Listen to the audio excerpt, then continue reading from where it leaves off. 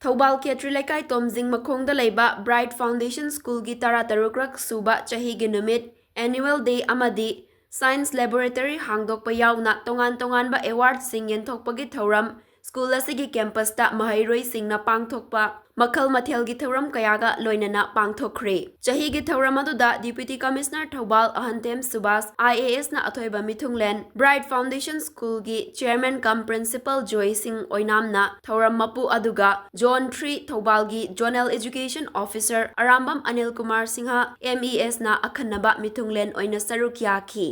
Thouram gi sarukama oina school asigi nauna saba science laboratory singsu ngasigi athoiba mithunglen DC Subas na hangdokhi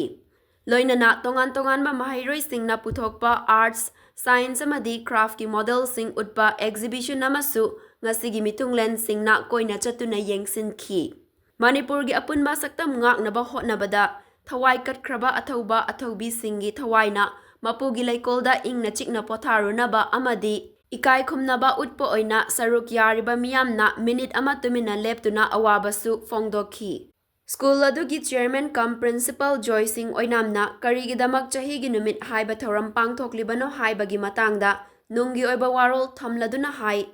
Thouram asi academic session ama loisinlakpagi matam asida chahi khudingi school aduda tamliba mahairoi singna makhoi tamkhiba tawkhiba Makhoigi performance sing talent sing adu sakhangbiba oina chahigi numit asi pangthokpani Thouram asida school asida pre-nursery dagi class 10 faubagi manungda tamliba mahairoi chanipan yangkhai khudingmak amata chithadana ngasigi chahigi Thouram asida saruk yahalli haiki School aduna lyric khaktanatana skill development arts and culture gi lamda jagoi isei la yekpa sana khonaba amadi storytelling na chingba tongan ma changdamnaba kaya sinduna Mahairoi singbu mana hainazaba lambida chatkinabasu hotnari haiki. Thouram gi athoiba mithungi warolda DC Subasna Bright Foundation School na mahairoi sing sembada lauriba thautang sing adubu thagatladuna tungdasu henna maipakna changsinba ngamba oirasanu haina yaifa paujel pikhi.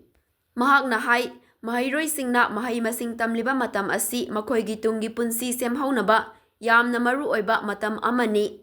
Exam da mark yamna fangnaba tambagi chanabi ama leiriba asisu aikoina hongdoktuna makoina hayeng mahai masing tamba loiraba matungda masa-masana hainazaba lambi amamamda chatpa ngamnaba atay atopa extracurricular activities sing tambibagi tangay fadaba lay mama mapa sing nasu angang singbu magi pamjariba sing adu khangdokpiduna makoina pamjariba lambi aduda chathan krabadi soidana mai pakpa haibadu oigani haiba wafamsu fongdokhi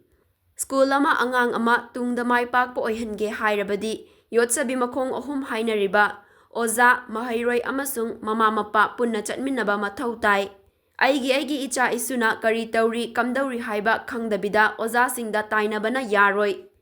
angang sembada mama mapa singisu chawraba thodang lei haibasu kaubiganu mama mapa singnasu mahairoi singi matamgi achievement sing adu kupna yengsinduna hotnabiyu Oza singnasu mahairoi singbu macha manau gumna nungsina yengsinbiduna takpi tambiyu aduga mahairoi singnasu ozana takpasing ningthina munna tasinduna matam likna sizinaduna